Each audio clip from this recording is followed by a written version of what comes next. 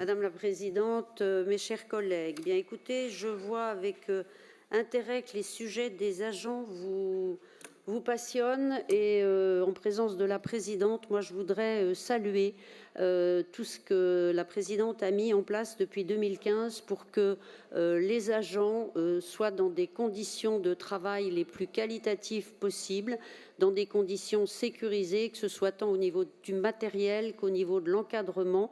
Et je salue le travail des services de l'ARH qui prennent attention individuellement à chacun des agents.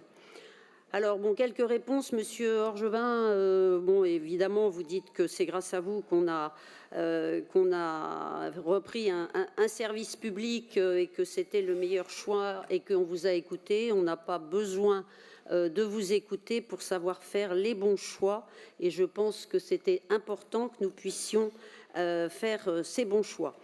Concernant Saint-Quentin-en-Yvelines, alors Saint-Quentin-en-Yvelines, juste un petit rappel, si ces 40 postes avaient été créés, c'était un moment de situation d'urgence, ou si ça n'avait pas été fait, on risquait effectivement que Saint-Quentin-en-Yvelines disparaisse, et je peux vous dire que c'était vraiment pas l'objectif de notre présidente. Donc ces postes ont été créés en urgence et il s'avère que sur les 40 postes, il a suffi simplement que 4 postes soient rebasculés sur la région, les 36 autres postes étant remis directement sur la base de loisirs de Saint-Quentin-en-Yvelines.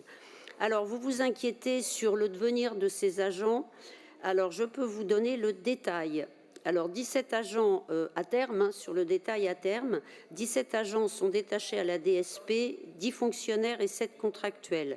4 agents viennent au siège, un agent prend un poste vacant dans un lycée, un agent est parti à la retraite, 2 agents ont fait une mutation dans une autre collectivité, un agent en disponibilité a démissionné.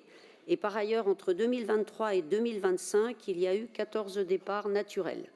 Donc, tous les agents sont suivis et leur avenir est assuré. Madame Dumas, vous revenez sur la suppression des 50 postes, ce qui a été effectivement une demande de notre présidente. Alors, comme je vous l'ai dit en commission, comme je l'ai redit hier, il y a déjà 40 postes qui n'étaient pas pourvus, donc sur ces 50 postes.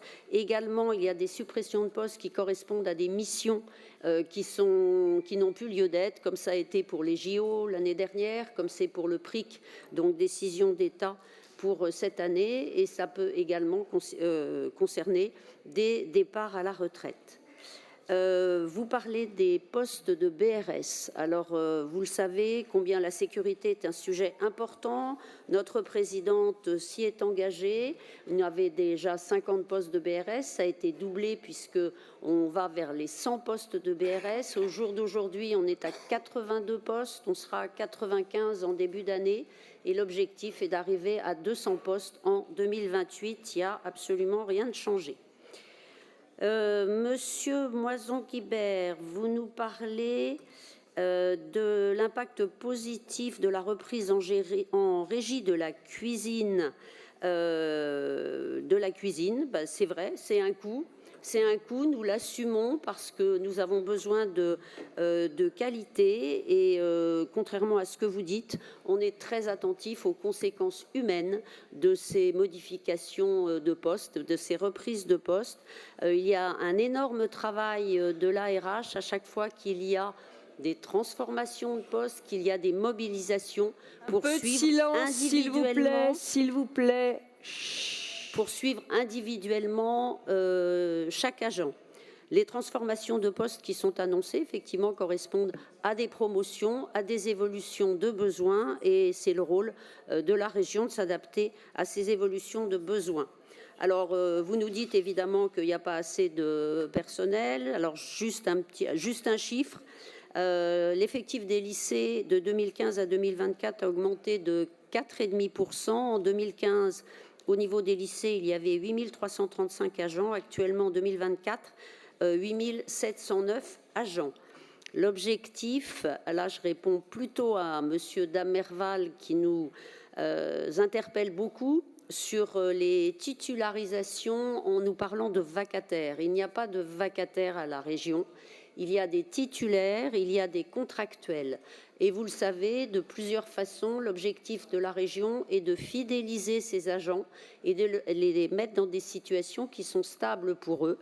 Donc, quand on peut titulariser, on titularise. Quand ce n'est pas possible, notamment pour les agents qui sont hors Europe, on les CDIse et également donc pour stabiliser leur emploi. De même, vous savez, il y avait des contrats de 10 mois qui sont passés à 12 mois, de manière à pouvoir aussi fidéliser et sécuriser les agents. Alors, vous nous dites qu'il y a vous nous annoncez tout un tas de chiffres de postes inoccupés, etc. Le taux d'occupation des postes actuellement est de 98%. Dans les lycées, le taux des postes, et nous sommes très attentifs car dès qu'il y a un arrêt maladie ou qu'il y a une absence dans les lycées, on remplace le plus rapidement possible car on est tout à fait conscient de la nécessité d'avoir du personnel opérationnel dans les lycées. Alors une petite distinction, mais vous le savez, il faut distinguer les postes vacants des postes inoccupés. Les postes vacants, il y en a à peu près 10%. C'est un poste qui n'est pas occupé par un titulaire. Donc, soit il est vide, soit il est occupé par un contractuel. Et donc, je pense que vous mélangez régulièrement les postes vacants et les postes inoccupés. Les postes inoccupés, c'est ceux qui sont complètement vides. Et là, il y en a 2%, ce qui n'a absolument rien à voir. Bien, écoutez, je crois que j'ai à peu près répondu à vos questions. Merci. Je vais aux voix l'article 1 qui est pour, qui est contre, qui s'abstient, qui ne prend pas part au vote. Il est rejeté. Je mets au vote l'article 2 qui est pour, qui est contre, qui s'abstient, qui ne prend pas part au vote. Il est adopté.